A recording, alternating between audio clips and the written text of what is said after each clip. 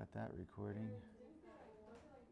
Um, Tech tricks for college. I mean, I know most of y'all are never taking another math class, right? And you're probably never going to apply these concepts directly in your life, right? But you have a lot of college ahead of you and you have to learn a lot of stuff, right? But of course, y'all falsely assumed long ago that math is the hardest thing for you to learn, right? So tech tricks that make college easier. If you have a tablet like this, you might be able to do it online. I use this app called Notability to write in, just a note-taking app, right? It has this new feature where you can click on the microphone and it'll record like the audio input, and it also records all your pen strokes in order so that you can replay it, which produces what you would basically you'd see as a video, right? So it's kind of like identical to me just recording the screen. It can be helpful in class if you record while you're doing your taking your notes in class as your teacher talks, like you normally do, right? But it also catches the audio of the teacher talking, and it does this little AI summary. It takes the audio, converts it to text, and can produce summaries of the lecture in class for you. And there's even a button where it'll create quizzes and flashcard tests and stuff for you to help you prep for exams, all without having to do anything at all. Pretty cool, huh? So because you have a lot of stuff to learn and I want you to get something out of this class that's actually valuable to you in life, I want to take a side quest shortly, hopefully, of how your mind works. As you're sitting there thinking, you got like neurons firing electrical signals, right? And they're made out of biological matter. They're moving around slowly as you make neural networks. And that's where that information's stored that you're trying to memorize for your classes, right? And your brain's made out of the same stuff everything else is. And I keep saying all matter can behave as brain matter if you organize it to do so. So your brain makes terrible decisions if you don't train it by educating it and practicing, right? Like, I know how to slam dunk, but it doesn't mean I can do it, right? So knowing is just the first step. Now, when I came in here, I'm trying to achieve this goal, but I wish I could just walk in and this tablet here would wirelessly connect to the projector automatically, right? Yeah, and I could just hit record, and the built-in microphone would be high enough quality where, boom, I'm going, that's it. I could do that without even thinking about it, right? So just like you trying to learn a new math concept that you just don't get, you mess with it, you don't know what to do, right? So you try stuff, and you're like, I don't know, right? But you keep trying, and as you try, your little neurons are like moving around, sending signals and such, right? And then you go home and you do something else. And while you're doing something else, your brain is trying to figure out what to do with that structure that you just put in place, okay? And every time you do that, it's just like going to the gym and you work out your muscles, right? It slowly changes the structure. And muscles, it makes them bigger. And brain, it makes it more dense with neural connections, okay? So when I walked in, dang it, I thought I really set myself up last time I was here after class to make it easier. So I want to charge my iPad because it's a long class. It'll die in the middle of class, right? Well, don't want that. Last time I discovered that there is already a USB cable present here that's long enough to reach to my iPad. So I don't need to bust out mine and detangle and all that. Score. But I also know from experience that it probably won't work because the requirements for the power to make this thing charge are very specific, and you can't tell until you plug it in. So in order to power this thing, I had to bust out my power plug, climb under the desk, reach through the cables and all this giant hassle, right?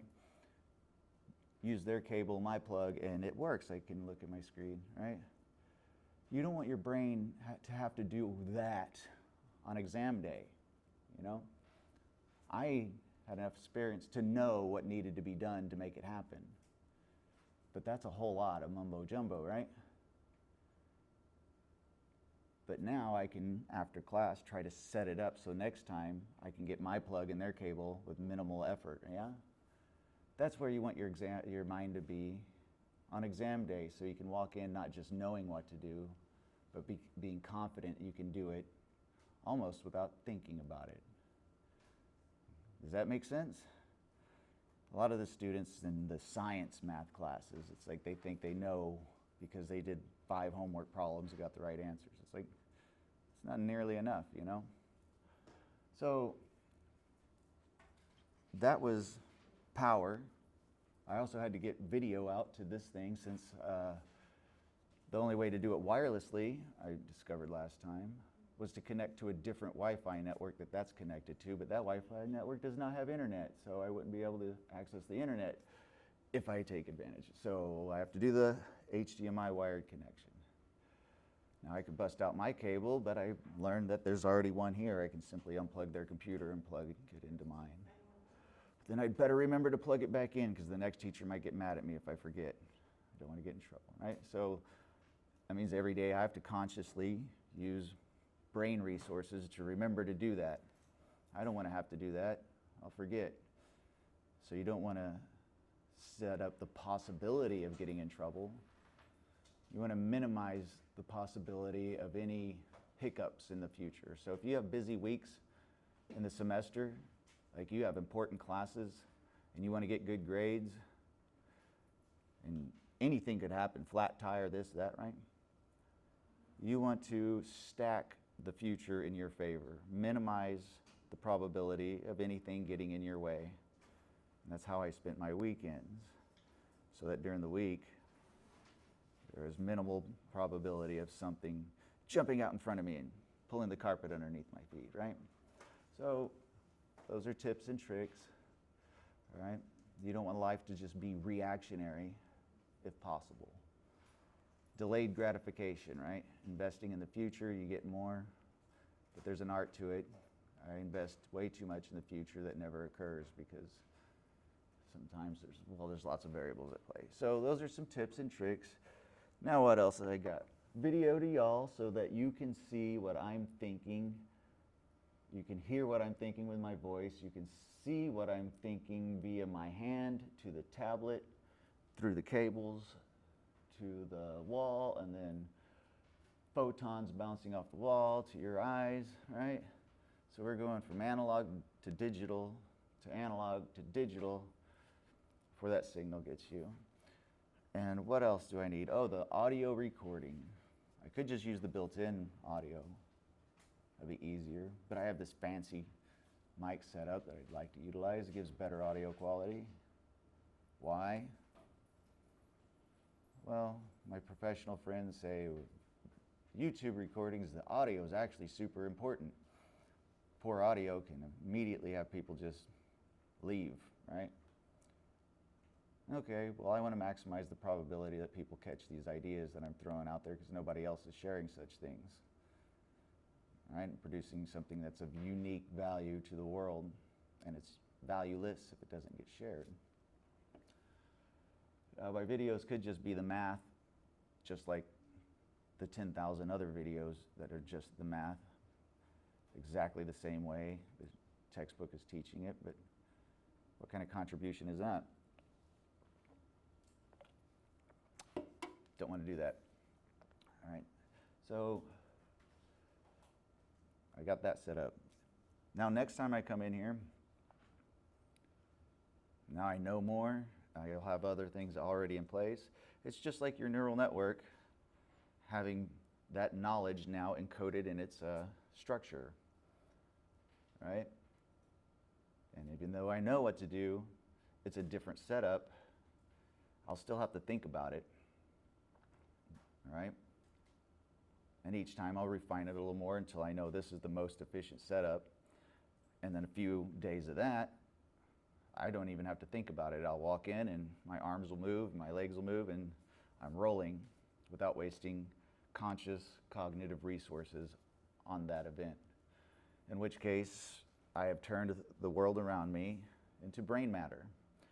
And these objects are doing the same thing as the neurons in your brain do that make your heart beat without you having to think about it. So utilize that knowledge I shared with you. Right? I say knowledge, I don't know. This is what I think. Yeah? I don't have to prove my thoughts. But have your own explorations about how your mind works and what works for you to maximize how much you can get out of life, especially winning in your college career, to set yourself up to make maximum happiness and money. And keep up appearances. All right, so, I have a mind map template here. That's cool. That's kind of what mine looks like. I'm going to change the template if I can remember how. I just was there. Maybe. How did I forget already? I was just there. How about I do this? Boop. I just need something to scribble on. I took the PDF book and I just got to open with and it put it right here in Notability so I can scribble on it, which is awesome.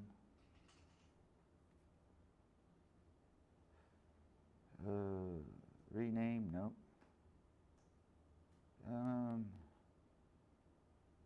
Ooh, I put it in a new window. Cool. All right.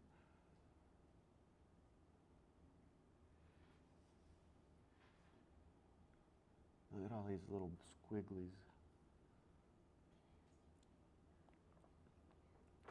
Just a second ago, I was like, I'm going to change the template, and I did it with ease, and now I don't know how. Oops.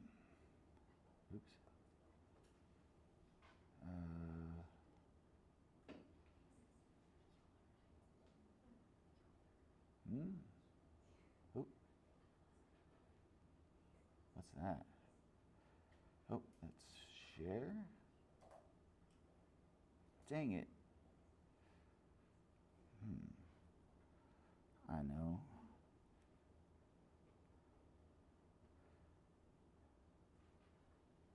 Boop. Nope. That one. For math, I like the grid. Boom. Boop. Let's try that. Anyhow, those templates can be helpful in a lot of the classes.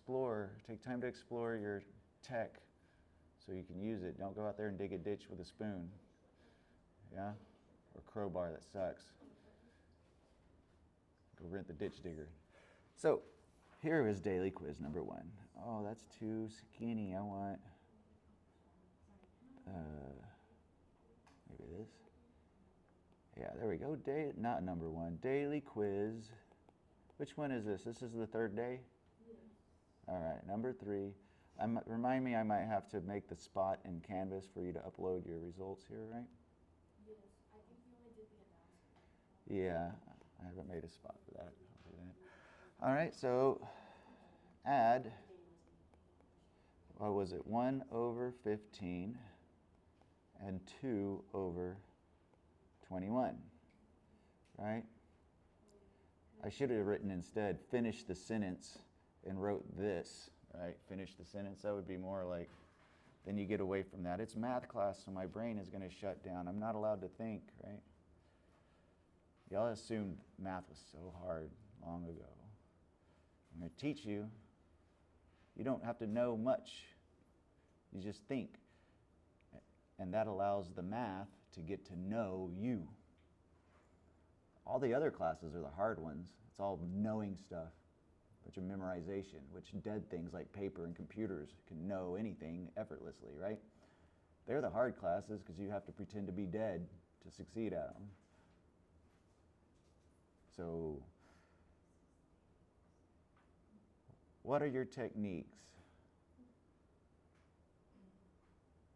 I got a lot of students that'll write some weird decimal over here and be like, there, right? And they might scribble around to make it look like they were somehow arrived at that on their own like mind, and they didn't just plug it into the calculator. And that's their version of showing work. No.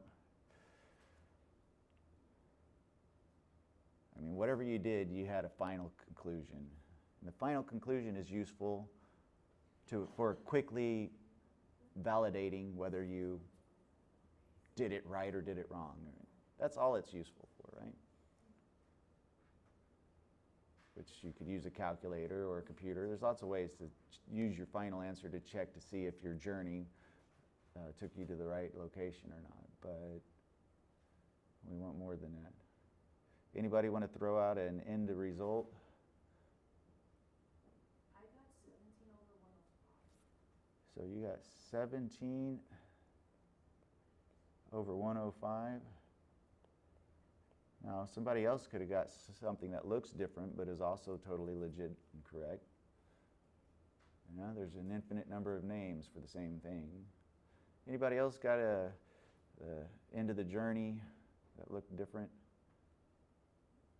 I just got 105. You got what? I just got 105. Okay.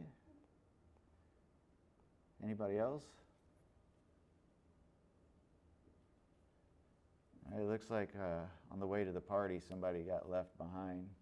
You know, like somebody had to pee and they pulled over on the side of the road, and then y'all forgot he was out there peeing and you left him behind. Something's missing, right? All right. So, because it's samesies, but something else. Unless they just picked up a hitchhiker on the way and there's extra stuff now, right? All right, anybody else? Y'all still mid-journey? I got 17 for 105 too. You did? All right, I'm going to put like check marks here. There we go. 1, 2, 3, 4, 5, 6, 7, 8, 9 of you. So the rest of y'all don't have an end result? I got the same one as well, the first top one, 17 over 5. Okay. Keep it simple. All right. What did you get? I also got 17 over 5. Okay. So if this is a democracy, this wins. Whether it's right or wrong, you better pretend it's right so you can fit in. Otherwise, the tribe is going to kick you out of the village and you won't survive. You, yeah? So there's ways of cheating. I wouldn't call them cheating. I call them technique, right? First thing you could do is plug into a calculator, and then you get what you know is, well, what you can think is the correct answer to or try to arrive at. Then you kind of have a target, right? And then you can sculpt whatever you're doing because you kind of know what the end result should look like, right? You have an address. All right, you could do that or use the AI. You could do all kinds of things to not only give you a target to aim for, but also a guide along the way. And that can help. It can also bias you though, right? It's hard to just come up with your own creative proof that your steps are legit if your brain's been infiltrated and contaminated by somebody else's already, yeah? There's an art to that too. Yeah, because I have that problem in English classes, things like that. Like, write an essay on this. I don't know anything about that, right? So you have to do research and cite your sources. Okay, but now I have to write something that's original and unique. Well, how do I do that when all I know about it is exactly what I read? You know, that's a challenge. I can't do that. I just want to take what they wrote, copy paste it, and say, here it is. You read it. They want you to take all that information and twist it up and shove it in your brain and then regurgitate it in a meaningful way that adds some kind of contribution. That sounds like a lot of work. Don't like it. Do y'all know how to use AI to create essays and stuff legitimately without it being like cheating? You do? Share your tips and tricks. I just use it to like help me outline, get my points. I put in my sources and then I ask for the main points, and then from there I study those main points and then I use my own words. So you use the AI to help you with the outline. So you basically kind of throw out your main points or like the things that stick out the most to you about that topic, and it'll figure out like, okay, I'm going to sort that information and produce a visual for you. Yeah, it depends what you ask it also. You gotta ask it the correct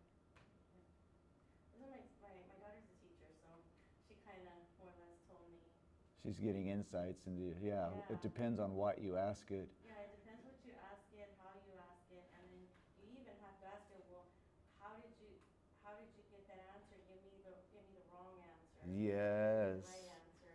How you ask it, right? Yeah, And she said, and then also, I received an email from one of my daughter's, coaches, and I had sent her a long email, like, I really worked on it, whatever, I told my daughter, she goes, okay.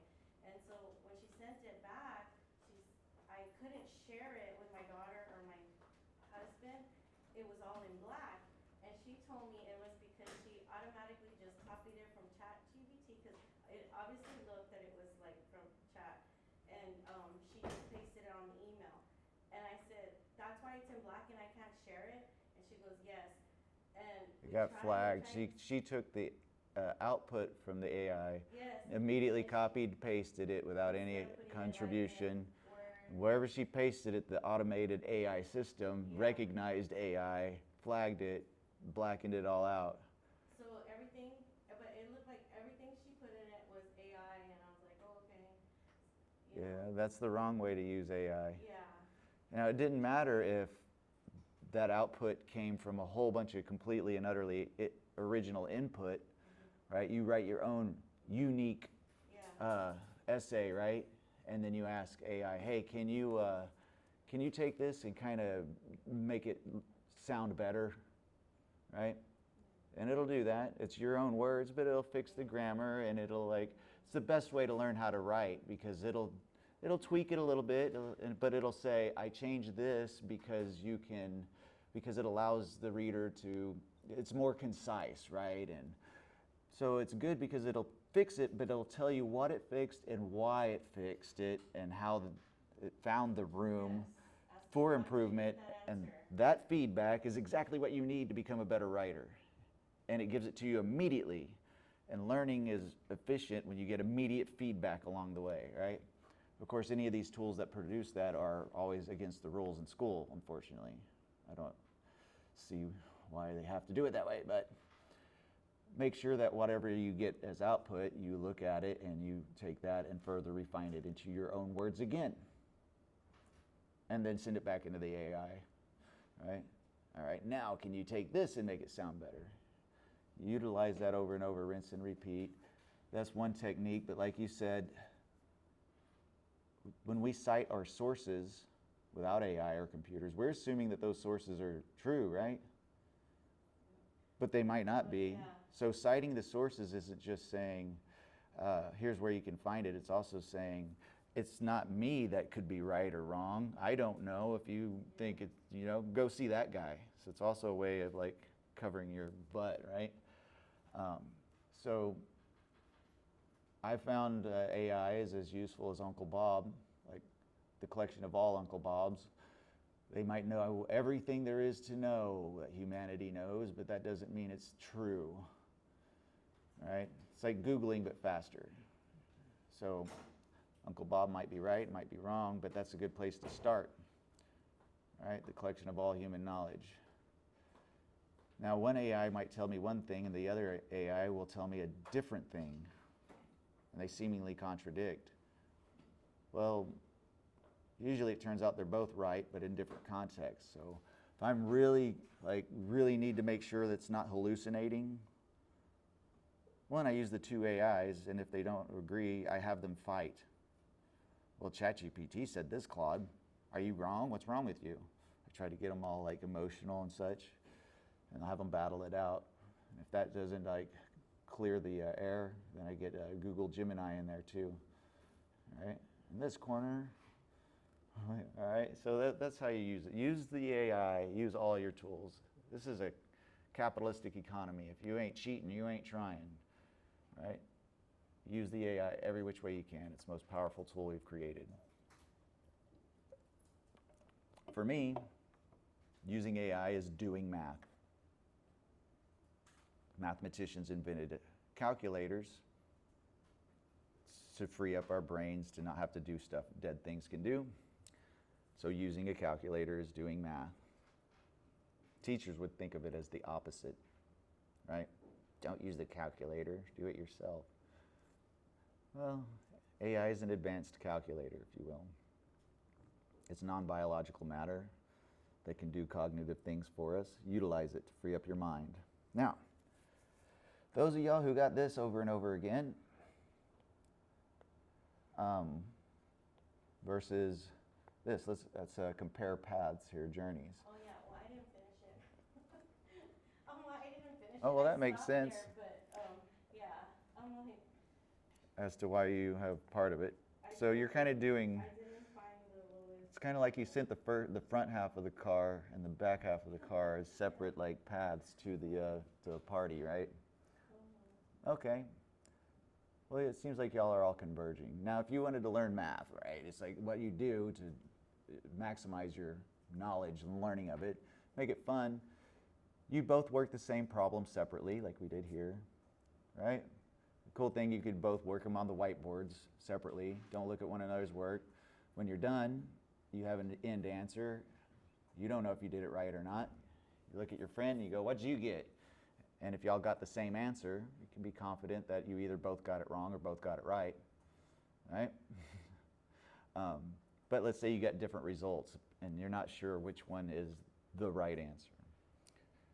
Now you can figure that out using the computer or calculator or whatever, but let's say it's a complicated, unique thing where that's not, it's a situation where you can't just verify the right answer immediately using non-living entities. So I had that problem in advanced physics. We didn't know if our answer was right or wrong, right? So if we got different results, it's like, well, where did our minds deviate?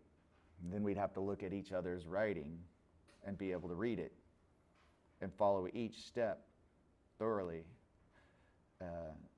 And through that process, we would learn techniques for writing down our ideas more clearly and concisely, and figure out where we might find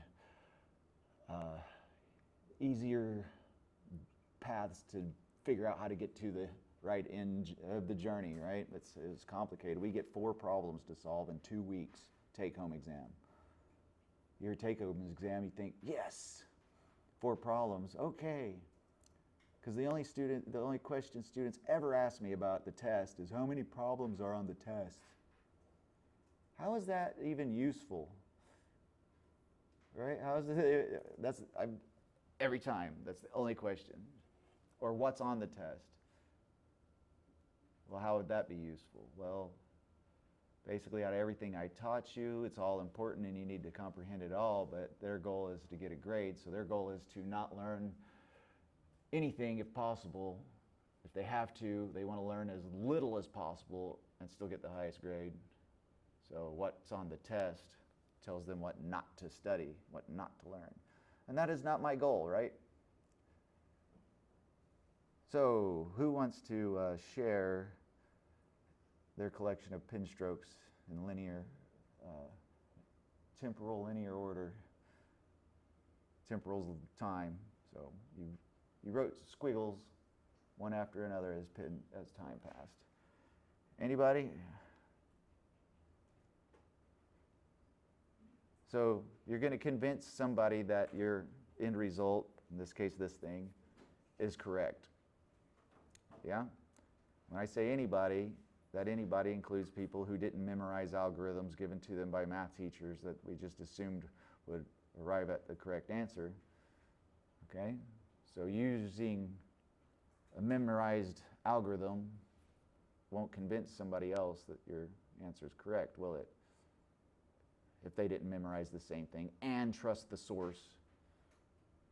So I want you to forget it's math class, right? This is just regular old class, thinking class, art class. Think of it as art class.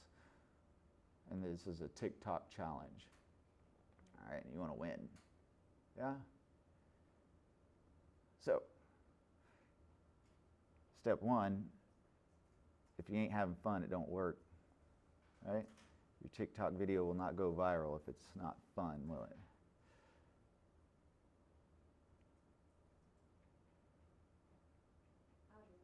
Yes! You want to come utilize this thing here? All right. Do I have to use the You can use the board. Go for it. Here, I'll stick this thing on you. Maybe we'll catch your audio at least. And I'll try to replicate what you're doing up there. I have bad handwriting, guys, so bear with me. Oh, if you have bad handwriting, here's tip number 1. Don't write. Stop writing. Got it. Draw your letters, right? Wait, let me do this one. Here, stick this on you. We'll see how well it works. Huh? Stick that on you. That way it'll catch the audio. Okay. You can stick it on your shirt or something. We're fine to utilize this technology. Just put it here. Can everyone hear me? Can y'all hear? That's most important, step 1. Hold on. Okay. Later we'll find out if the rest of the world can hear me. Okay. So it's one. That's good enough. Actually, do you have another marker? Yeah, there's, oh, look, I found some. Which one? Throw that one in the trash, right? Okay. If it's dead, don't put it there for somebody else to like, I'll throw it right now. it's like having a brain Just neuron put it that right just there. went, Okay. and you just leave it there. Over 15. 21. Can everyone see that? Yeah. Okay. So before you add these two, you have to find the common bottom number, because you can't just add it straight across because it's not going to work. Common bottom number, I like that. Yeah, because if we're teaching this to a 5-year-old, don't say denominator. Common bottom number. Okay. So we're going to do what can 15 and 21 go to. Really, it's called least common multiple, but it's the same number that both these two numbers can go into. So to kill everyone's time, I'm just going to do it like this. I already got the numbers here, so no one needs to do it. 15, 30, dot, 105, right? 21, same thing. We'll put like a couple on here. Okay. 42, and dot, 105. Technically, 21 can go into, so 21 times 5 gives you 105. And then 15 times 7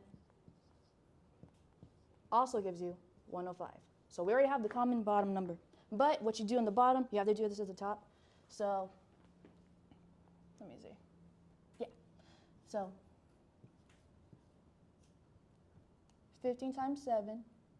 So if you do it at the bottom, you got to do it to the top too. You do it like this. So it'll be 7 over 21. And then, wait a minute. Yeah, okay. 2 over 21 times 5 times 5 equals 10 over 105. Wait a minute, I did this wrong. Give me a second. That's okay. See how you're explaining it as There you we go, right? And then, now we can finally add these up. So, let me see. Yeah. So 7 over 105 plus 10 over 105. These can now stay the same. So, it's just going to be 17 over 105. And yeah, now you add the top numbers and the bottom number stays the same. Okay. That's great presentation. Now my goal, first off, is for y'all to produce So I went all over the a- board. so.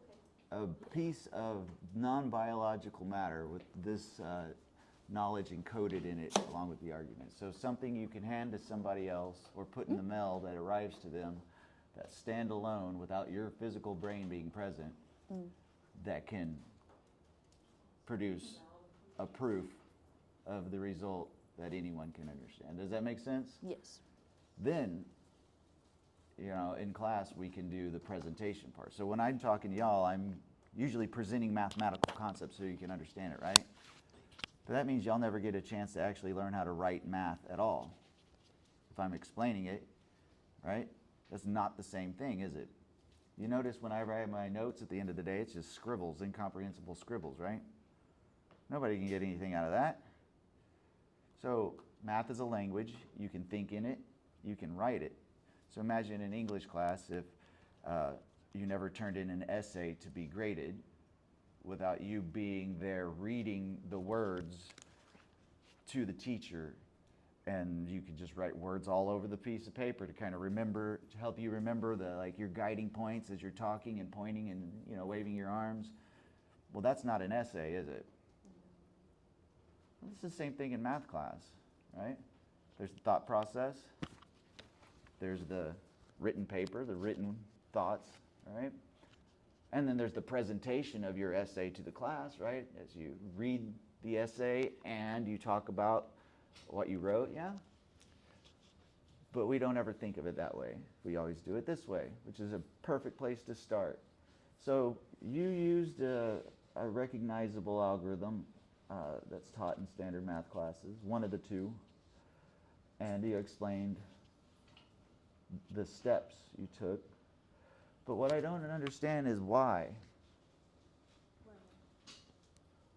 Well, one of the first things you said is 15 and 21 go to, and then I was like, I don't know what that means. Where do these numbers go to? It's because you can't add all of it because then you're just going to get another number. It's not going to lead you to 105.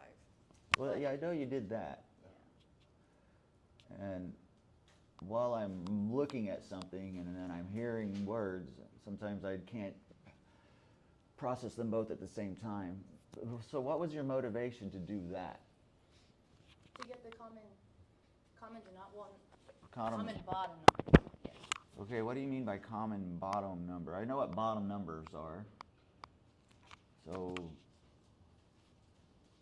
right, just using smaller words still doesn't mean I know what you're referring to. Even if I know the meanings of those words, you don't know what those meanings mean to your, audience. So,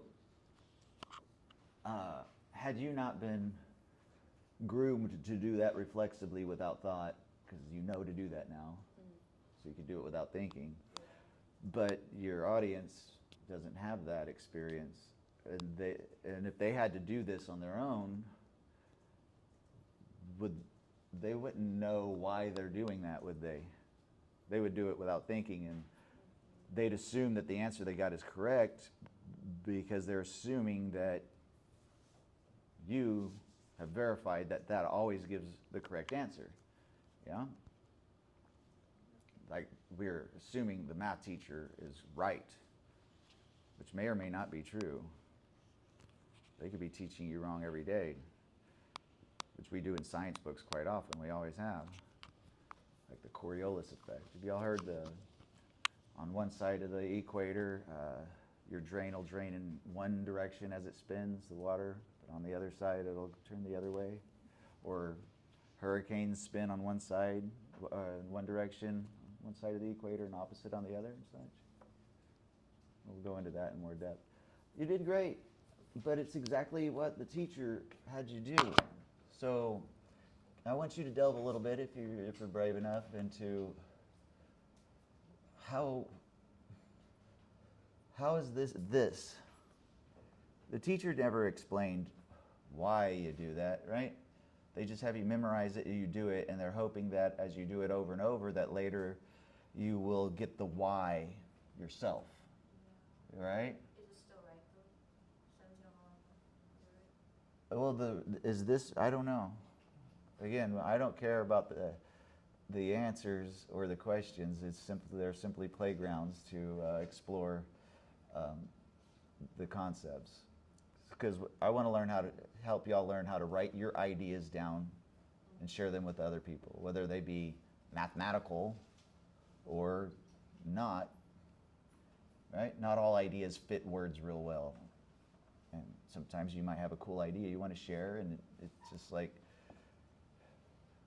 writing an essay is just not working out, It's a simple idea, but the 1,000 words you wrote down is still not getting it, Sometimes we draw pictures and such, so it's hard to put our ideas on paper. Do I have to say? No, you don't have to do anything, right? But you did great. This is perfect.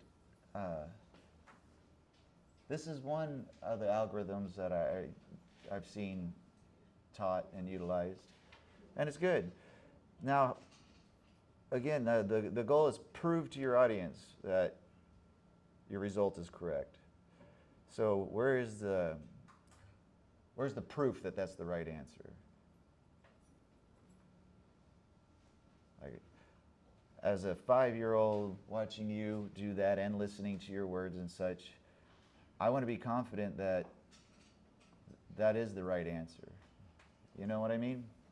Now, if I took this and plugged it into a calculator, it doesn't look like that, what comes out, does it? It's some kind of weird decimal, isn't it? So if you're like having a debate with a 5-year-old who doesn't know much, so all they can do is think, but they know calculators are always right, and they type that into the calculator, they would get something that looks different. So what would you do at that point, right? So I'm a 5-year-old, and I'm like, here, wait, where's my calculator? Oh, I can't find it. Dang it. The kid would just add them together, because that's what I would have done, and I probably did, just add it together. Right? A kid would just add the tops and add the bottoms, right? Plus 21 is 36, 3 over 36, like, that's just That, personally. yeah, that's what we would do guessing. Yeah, I did math. We wouldn't know if it's right or not, but that would be our first guess, right? But we've also heard about calculators. So if a kid knows just enough to know the calculator's always right, I want y'all to do this after class or during class. Go to Desmos.com, click on that. Don't waste your time with handheld calculators. That's garbage. Again, they only continue to exist because math teachers won't let you use real calculators because they're afraid you'll also use that calculator to cheat. So go here, make an account at Desmos here. Make an account so that you don't ever have to do the same calculation twice. I'll show you the power of algebra. So what is it? 1 over 15 and 2 over 21. Okay, and okay, this is the one thing that Apple really disappoints me. I want to just take a quick snipping of that little area and paste it in my notes, but I can't. No, that didn't work. Oh, here's this one. See, in Microsoft, I can do the snipping tool, and I could just select that little bit I want and paste. Here, I have to do the whole screen. And I have to go up here and do this. Okay. And now,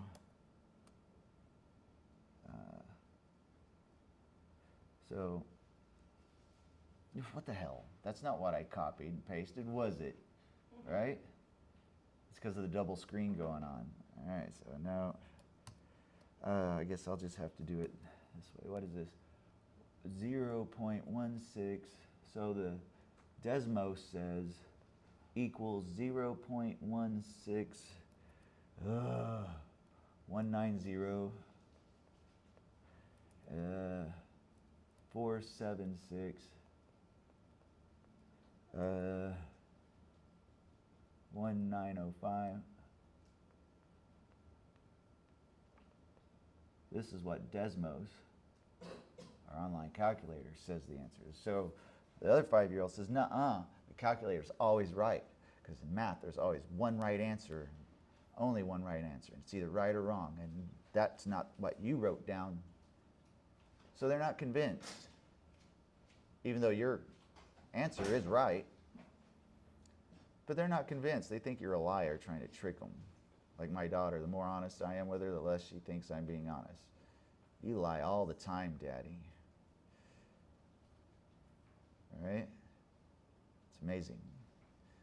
The more open and honest and transparent you try to be, the less people believe you're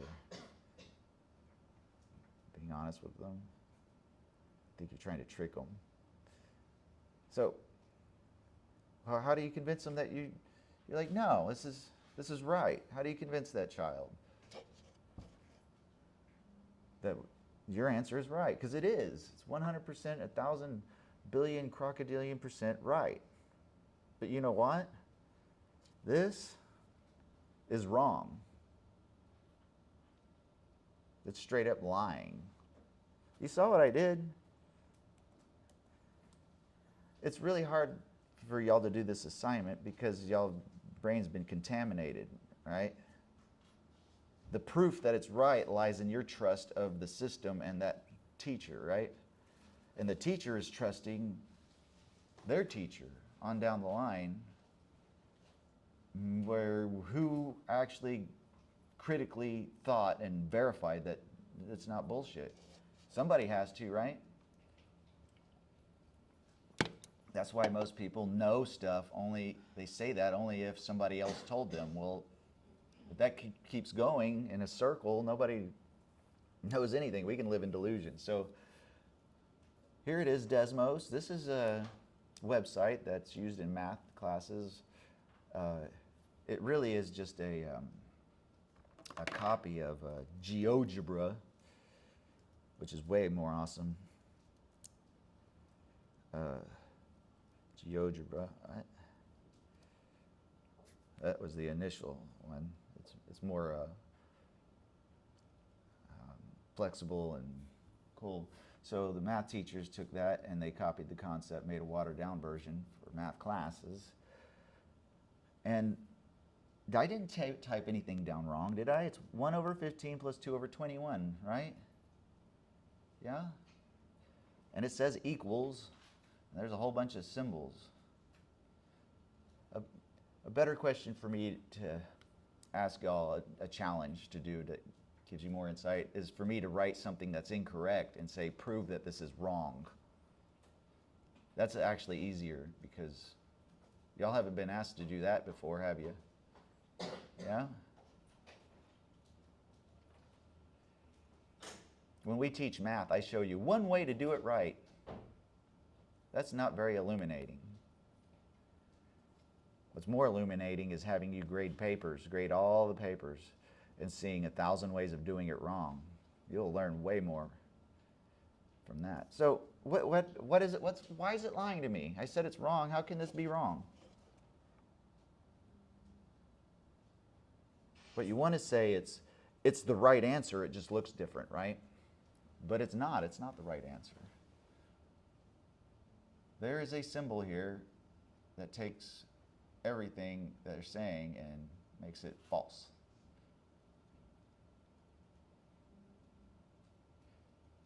What could I change? What's the minimal number of pen strokes I could change to turn that into a true statement?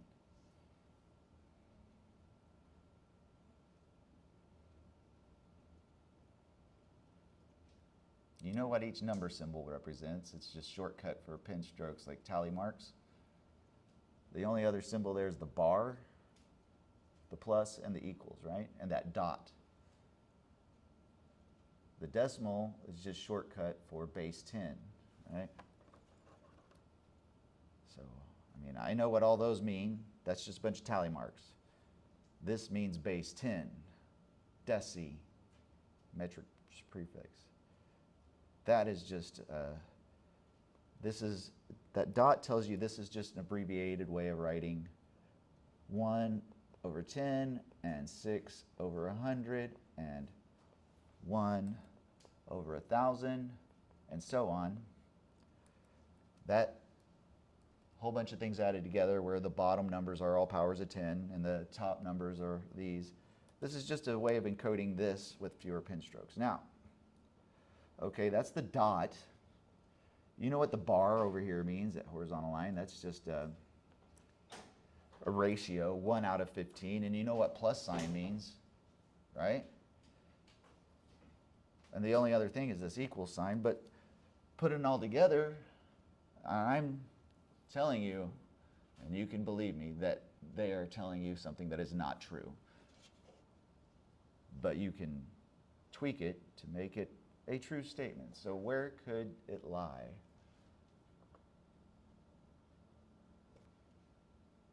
There's several ways of making it a true statement. Let's look for the easiest, cheesiest one. Watch this. Since I told you it's lying when it says that this is equal to that, the fastest way to make it a true statement is to do this. Watch this. This is not equal to that. Boom. Now it's a true statement. Ha ha ha. Right? So when we're going to do stuff in here, I want y'all to do the cheesiest thing first. that satisfies the instructions, and then we'll work from there. What else could I do? What's going on when the calculator adds? Your handheld calculator wouldn't put that many digits, would it? It would have just done like this many, right? Yeah? So if one calculator goes that many and the other calculator does this many, and those are two different results, but calculators are always right. So if I was going to convince that 5-year-old, that's what I'd do. I'd bust out another calculator that only showed them that only showed them this many digits, and I'd go, well, that's different, isn't it? But you said calculators are always right. That's what you used against me, didn't you? But the two calculators are giving two different results, so how can they always be right? And that'll cut down on their confidence, yeah? And then you can bully them. I'm just bigger than you, so there. So what's the difference? How do calculators work? What are they actually doing for you when they do the math? You really need to understand it if you're ever going to like rely upon them to not like screw you over, yeah? What's the difference between this and that?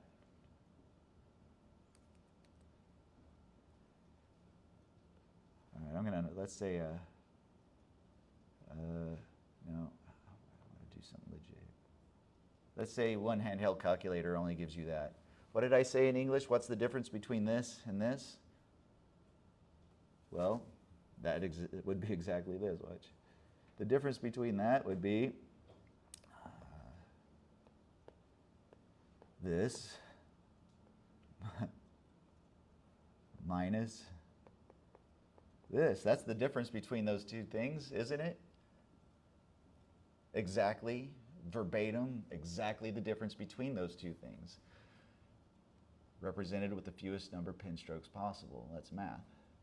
Now in English, the difference between those two things is a whole bunch of letters and words and a very complicated structure, isn't it? They are both numbers. They both represent quantities. They're different quantities, yeah?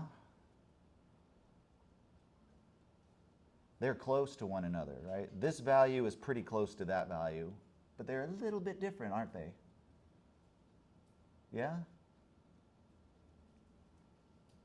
So this amount is a little different than that, and this, I said, is the right answer. Yeah? Okay. So if that's the right answer, and I'm telling you it's true, but you can't trust me, right? The calculator should be right, but it's giving me these are 3 different values. Which one is the right answer? Here's the kicker. When I say equal, I mean exactly equal. Does that make sense? Here's how you fix Desmos and make it not a liar. Watch this. Instead of putting this, you do this. Approximately equal. Yeah? Now it's a true statement. What if I did this? Equals, let's see, and I just said 0.2. Some people would go, that's right, because it's close enough, right? Yeah? All I did was take the first 2 digits and rounded, yeah? So that's a correct answer depending on which class you're in. You know, are you in engineering or what? You know what I mean? In math class, when you say this is equal to that, you're a liar, you're straight up wrong, okay? If you said this is equal to that up to 2 decimal places, okay, that's a true statement. Or if you just say approximately, that's a true statement. You want to say exactly what you mean, no more, no less, when you're communicating your ideas. Does it make sense? Otherwise, people go, you don't know what kind of assumptions they're making. My dad has bad eyes, goes to this super specialist eye doctor for his whole life, and the eye doctor gave him one of those surveys like, how likely would you be to recommend your doctor blah blah blah to a friend? Well, my dad, not having any friends, much less friends that need a super specialized eye doctor, says not at all, because he doesn't know anyone that would ever need such a service, right? And that's not what the doctor meant. He just got a bad review, which affects his business, doesn't it? Pissed him off. You know what I mean? Because my dad made this weirdo contextual assumption that wasn't appropriate. Yeah? And so now his eye doctor's mad at him, and this eye doctor's the guy that holds scalpels, that scalps on his eyes and such. And that's not where my dad wants to be, is it? And he's like, well, he explained to me where his reasoning. He's like, they should have put it on there that explained the context. And I was like, dude, your assumption was a very bizarre one. And if they had to like explain exactly all of that to ensure you make the right assumption, then their little survey would be 1 billion pages long. You can't do that. All right. So I gave it to you. I didn't give you all time to think, but these are the things I want you to think about. When you speak, you want to be precise and concise simultaneously, unlike I am in class. You want to front load the information. You want your sentence to have the information embedded in it in the order in which the person's mind needs it. For a while there, my dad had this tendency to have these long sentences where I couldn't make any sense of it at all until the last word. Only in the last word did I have the information I need to know the context for knowing what all the other words meant. Sucked.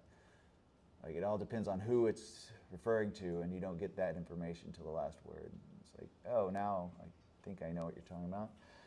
All right, communication is key. So what are we going to do now? What about the other one? Any of y'all do crisscross applesauce algorithm? Anybody y'all do this? What is it? Here's the problem. Anybody? I've seen this a lot. And what I don't forget. I don't know what they're doing. They do something like. No, I can't remember. Let's see. They do. 1 times 21. Wait. And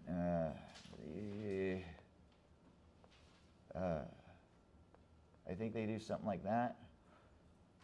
I don't know.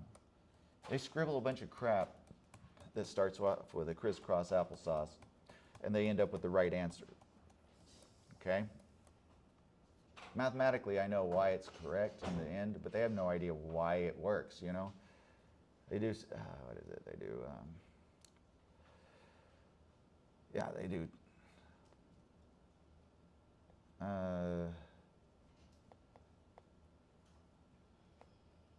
okay. They'll do this. They'll do 1 times 21, 15 times 21, and 2 times 15, and 21 times 15. Okay. So they will just write this pile of pen strokes. Okay? They don't say equals or anything at all. They just, here's a, usually I'll see arrows or something like that. Okay, and then what do I see? They'll use a calculator to figure out what that is, right? I don't know what it is. What? 215? 315? And then they'll do that, right? And then they'll do this. Yeah, because that's the step they're like have to show. If they don't show that step, they get in trouble. Right? And then they'll be like, they get this. Yeah. And then, and if they box it there, they're in trouble. They lose points, right? And then I'll see something like, I don't know. They'll they'll use their calculator or something, and they'll figure out somehow to do, they'll write something like this, I think. All right? Is it 3? Yeah. What's 51 divided by 3? Well, here it is up here. 17 over 105, right? We find what the greater common factor in 15 and 21 is, and it's gonna be 3. Yeah. They'll scribble something like that down. So that's the other algorithm.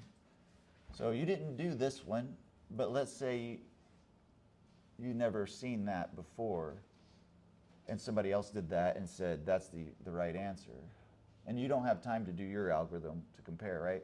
Would you trust that? That's the right answer. Again, you haven't had time to do your memorized algorithm to get the same result. You don't have a calculator, right? You're in a bubble in a room. This is all that's written. You're looking at it, and you just got hired as a math teacher, and you have to grade papers, and you have to give this a grade. That's your TikTok challenge for your mind. Let's all do this together. This is what is submitted. You have no resources other than your brain. This is the paper, and you have to grade it. What do? I mean, you're a grown adult with a college degree, maybe even a graduate master's degree. And this is just adding fractions. All right? Your future employer has hired you because they're confident that you can just do stuff and figure it out, right? And this is 3rd grade math, so, because whatever job you have, you're going to do something you've never done before, right? Here you go. Is it right or wrong? Pretend you didn't see the answer before, okay? What grade do you give this student, right? You work at a plant where they manufacture crap, and you have to check and see if what's coming off the assembly line is like good or crap. Is there something wrong with the assembly line or the product? This is the product. Is it right or not? Do you give the stamp of approval and let a billion more of those come off the assembly line? Or do you go, I think there might be something wrong? Halt the whole assembly line up. Get the boss down there to verify. And he's like, you idiot. We could have made billions of more of these if you hadn't made us stop this and all that. What do? First off, I'd look and go, what are these arrows? Yeah?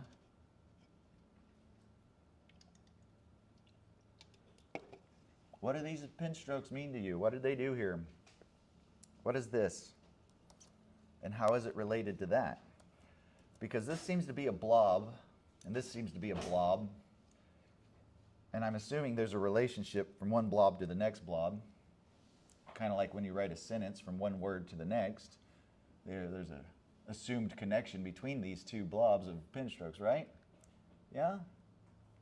Okay, so what's the relationship here?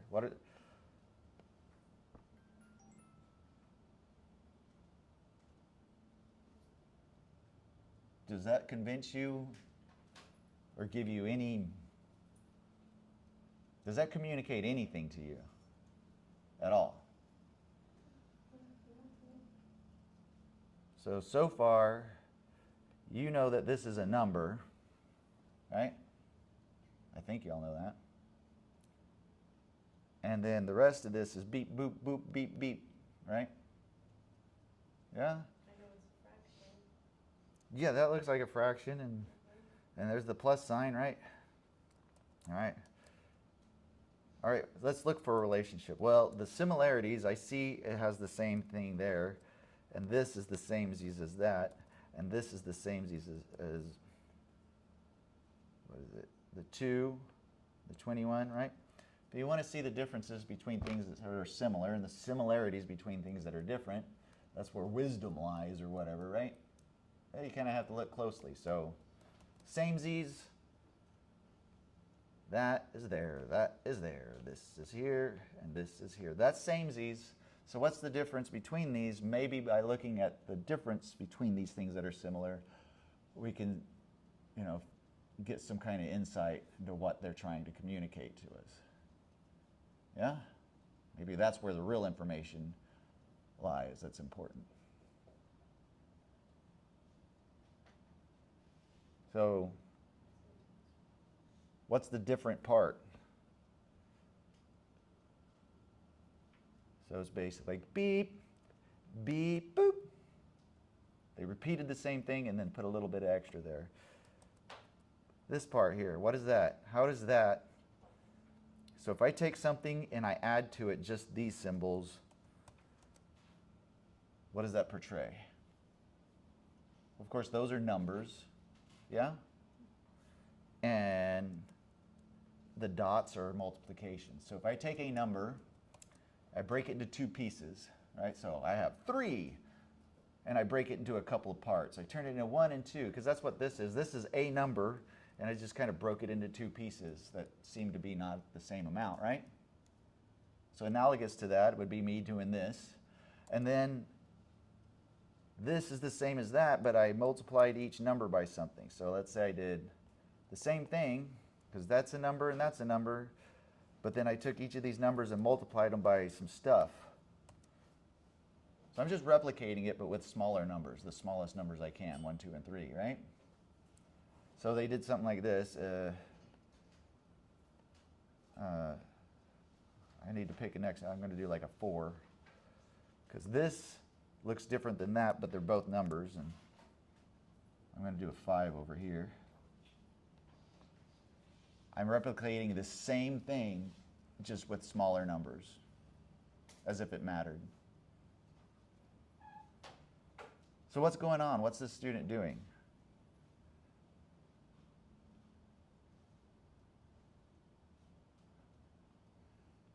Let me ask you a question. Do you think that this number is equal in value to this number? That's the connection I'm trying to get y'all to question, like, because they're clearly leaving stuff out because they're assuming that you know what they mean, because it's so obvious they shouldn't have to say it, right? Like, and they say, "Where are you going?" And you go, "The store." You don't say, "I am going to the store." That seems obvious, right? So when they write two numbers, we are supposed to assume that they're equal. Are they equal? Was the guy or girl just too lazy to put this is equal to that so they could actually form a full, complete sentence? This number has the same value as this number. Yeah? Let's say you figure that out. Is it? How do you know?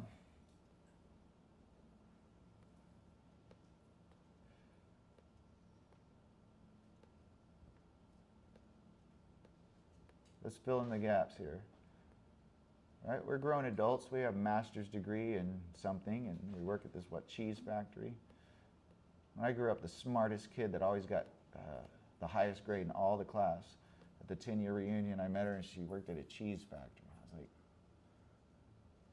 like, man, all that smartness and work to be valedictorian every year, and you got to smell cheese all day? Ugh. Right? What's going on? Well, here's my argument. Look, this is a fixed known quantity because each of these symbols are fixed known quantities, right? Whatever it is, that's an amount. If this is equal to that, it has to be the same thing. It looks different. What can I do to a number? If I have a number and I say equals, and then there's some extra stuff here. Let's see, where's my colors? Oops. There's some pen strokes. What could those pen strokes be? And again, in math, all we can do is add, or add over and over again, which we call multiply, or multiply over and over again, which we call exponents. What do we see here? We see a dot. That dot means multiply, so let's put a dot. If I have a number and it's a fixed known quantity and I'm multiplying that number by something and I'm saying these are equal, what can this be? 3 equals 3 times something. What does that something have to be for that to be a true statement? Can I put a 2 here? That's not true, is it? Can I put a 0 there? No. Anybody? My daughter can answer this question. Come on, y'all. 1. It's the only thing it could possibly be. Otherwise, it's not true, is it? Right? So this is a fixed known quantity, yeah? And look, these are the samesies as those, right? Yeah? Now they didn't write it, but if this is going to have any kind of like a statement that's going to be meaningful, that needs to be there. The sentence needs a verb. This is that. Yeah? So we're going to just assume the verb should be there. Now, what is this? If I take a number, I'm just going to, oh man. I don't care. A number. I don't care what number it is. It's a fixed number. And I do this times 21 over times. What is this? Is it okay? That is the same thing as just, do I need to do 2 of these dots? Could I have just done this or something like that? Is that the same? Okay. Well, what is 21 out of 21? It's 1, right? Yeah? Okay. So all they did here was take this and multiply it by 1. And they took this and multiplied it by 1, didn't they? Because this is the number 1 and this is the number 1, yeah? And if you multiply by 1, you don't change the value, do you? No. Now, the student who did this memorized an algorithm, scribbled down some stuff, and they never had a chance to think about it. But yeah, if you take a number and then you multiply that number by 1, you didn't change the value. So, equals. He's so clueless about what it actually even means, he didn't even bother to write the equals because it's too lazy. That's one of the most important pieces of the whole story, right? This is why y'all spent 12 years in math class and learned nothing at all. But you did gain the appearance to look like you know some math for as long as you can remember those algorithms. Right? Yes! Winners! So, we have to forget everything we ever learned about math. Because it's not wrong, it's right, but it's misleading and more damaging than it is helpful as far as actually learning the language of math, becoming literate in it. So what could I do? There's a video already on YouTube. I think I put it in an announcement, a link to it, where I explore this. I want y'all to watch it, but also try to do this again and don't use anything you ever memorized. So here's the 2 approaches. I'll do it my way. Watch this. If I have this and I have this, I'm going to do it as fast as I can. Instead of making like this and a bunch of a list of multiples of this for some random reason, and then a list of multiples of this for some random reason. And again, I'm lazy. I don't know where to stop, right? Y'all already kind of in advance knew where to stop, right? 2, I don't like repeating myself, speaking, much less writing. I don't want to write this number twice, much less 3 times. Ugh, right? If you had to do this same thing over and over and over again for your job every day, you would find a way to do the same thing without replicating work for no reason at all, wouldn't you? Okay, so I wouldn't do that, and I wouldn't do this. You see the problem with this guy. Once you get here, there's extra work to do, right? Because the journey that in your algorithm you took, you never saw this. This picture never arose, did it? So this memorized algorithm gives you something that has an additional task that you have to then do on top of what you already did. That sucks, right? Now, why do they have you memorize these algorithms? Because no matter what the numbers are, you will get the right answer, right? It's a universal tool like, you're a carpenter? All right, all you need is this sledgehammer. It will drive any nail. Sure it will, but that sucks, right? You know? So I keep complaining about this, base 10. This is really shortcut for that, isn't it? And 21 is really that. Otherwise you would read 2-1. It's not 2-1, it's 21, right? So what we have here is hidden plus signs. That sucks. I told you, fundamental theorem of arithmetic. When I see 15, I don't see 15 because that's more fingers than I have, and I'm only one human, right? I don't have a second human here to get another 5 to look at. No. I'm like, this is 15 for me is 3 piles of 5, right? And 21 to me is 3 piles of 7. So the little Legos that they sell to you that have different shapes with a different number of bumps on them, right? And they're different colors, right? I see a 3 and a 5 stuck together, right? Well, I see the 5 Lego, there's 3 of them, and they are stuck together, yeah?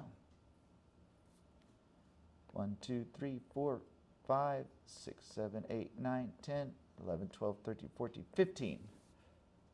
If you're counting coins and they're piled out in front of you and you want to count them, do you make a pile of 1, 2, 3, 4, 5, 6, 7, 8, 9, 10, and then another pile of 1, 2, 3, 4, 5? No, that's not how you count coins, do you? You might do this. Pennies, you're like, okay, there's 5. There's 5. There's 5. That would be a fast way to count 15, right? Yeah? You don't know how many there are. There's a pile of pennies. You just start sorting them, trying to count them as fast as you can. Well, what is this? This is 3 piles of 5, isn't it? That's more natural than here's a pile of 10. Now I'm going to make another pile and I only get 5. I could look at that. I can't tell that's 10. It could be, I don't know. That's not how you count, is it? Right? Well, these numbers are just shortcut pictures for how you would count coins. That's where they evolved from. Does that make sense?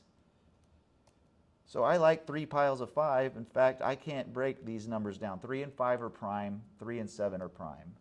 All right? It's more natural. So now, knowing that, and I know these are equal because this is just another name for that. And I have 3 fingers and I have 5 fingers. And those are small numbers and I like small numbers.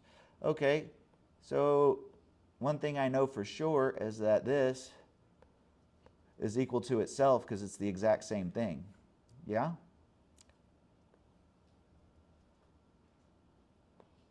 I know that.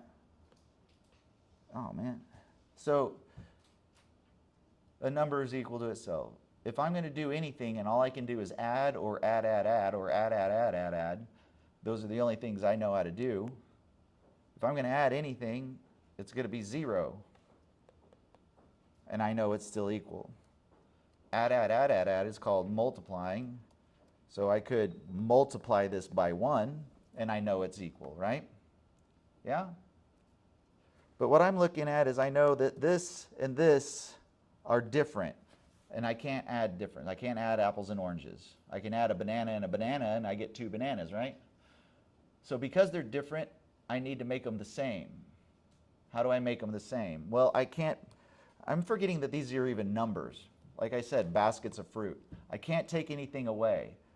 Because again, if I add or multiply, what's happening? I have the same stuff I had before, but I'm adding pen strokes. This picture is going to be that picture with additional pen strokes. I can't just look at this and go, let's just throw away those and now they're the same. Look, now they're the samesies on the bottom, right? I can't do that. Can I? No. Here, let me set it up a little bit more for you. So whatever I do is going to have additional pen strokes if I'm going to maintain equals. Let me rewrite it like this. I have one of these things, and this is the name of it. And this is the same as 2 times 1, isn't it? Here, I don't even need that. All right. I have one of these and I have two of these. I don't even care that these are numbers, much less how much they represent. They could be a picture of a head, and over here is a different face, two different things. It doesn't even matter. Who cares? But what it is I have one of them and I have two of something else. How do I make them the same? They may as well be baskets of fruit. What is different? This and this, right? This face has a mustache, but this one doesn't, or, you know. So what can I do? Well, if I'm going to maintain equality, okay, and all I can do is add 0 or multiply by 1, that means there will be additional pen strokes. So this picture is this picture plus some extra stuff. So I can't just take things away. I can't just get rid of pen strokes, unless those pen strokes are multiplying by 1, right? Like I could do this. They are still equal, right? I chose not to multiply by 1 and there's fewer pen strokes. But look, I can't do that and that. So what do I have to do? I have to give them stuff. I have to give them pen strokes to make them the same picture. Yeah? You cool with that? That's a step a 5-year-old can understand. You can't take any pen strokes away. You can only put more there. Unless it's this one, because you could choose not to multiply by 1, but that doesn't resolve the difference. The difference is here and here. My students never get it whenever I say, what's the difference between that and that? They have no idea. My daughter will tell me immediately, because they don't see numbers, they see the pictures, and in the pictures they see immediately that that's the difference, and they just tell me right away. Y'all cool with that? All right. So I think of this as like brother and sister. This one's like all mad. Doesn't matter what you give them. If you give the siblings something they didn't get, that's what they want. I only want what they have because they have it, and that's the only reason I want it. Yeah? Let's take a break. And we'll come back to this. Y'all are burnt out. I'm toast too here. This is how you explain it. This is how I prove that every single one of y'all have known how to add fractions since you were like 3 years old. The difficulty comes from knowing too much and thinking you have to know how to do it instead of just feeling free to think.